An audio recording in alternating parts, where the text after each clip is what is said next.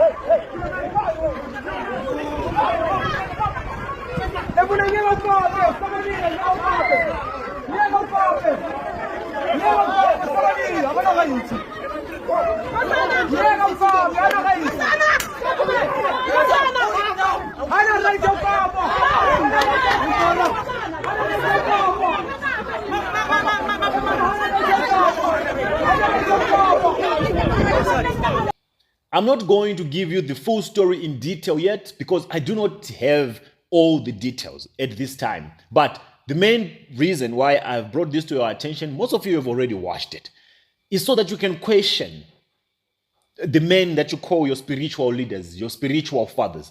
Why would a fully grown man carry machetes, a pair of machetes, to a primary school and an armed bodyguard? And this school has kids within the age cohort of maybe 7 to 12. How much of distress is he imposing on the kids? The trauma that the kids will have to deal with after having been confronted or witnessing a man holding machetes and scaring everyone who tries to come near him.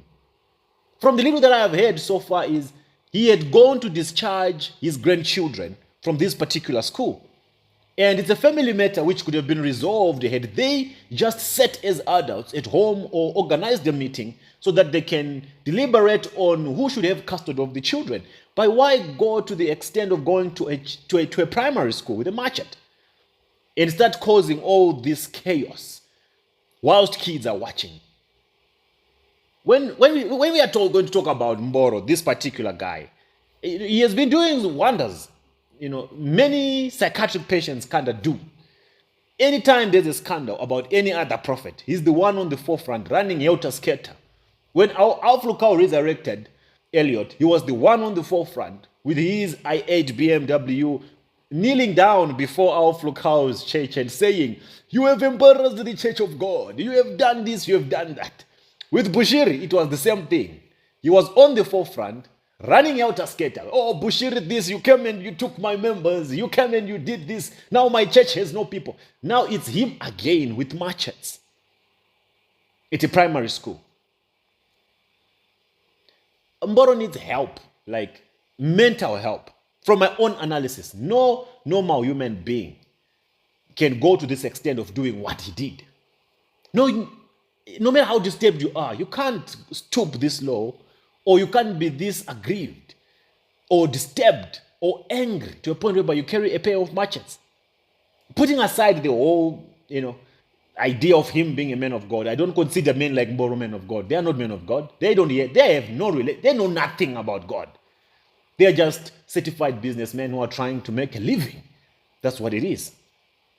But as we gather more details, because in new developments, I heard that his church was burned down to ashes by the general members of the community, who found this act as too extreme.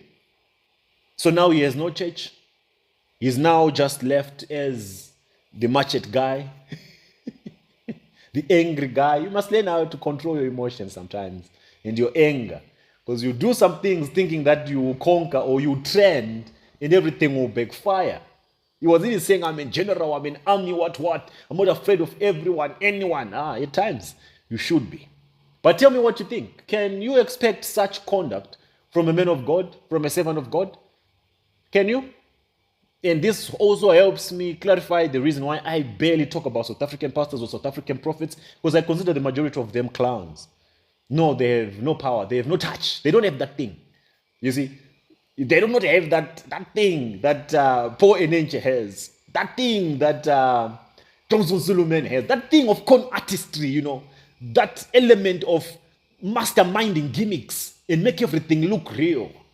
That thing of resurrecting someone from the land of no return, like what Havok did.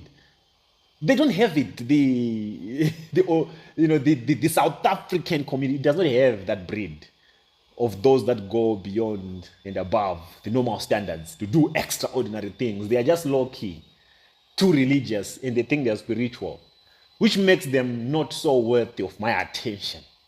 So yeah, my people, tell me what you think about the charlatan Mboro and what he did.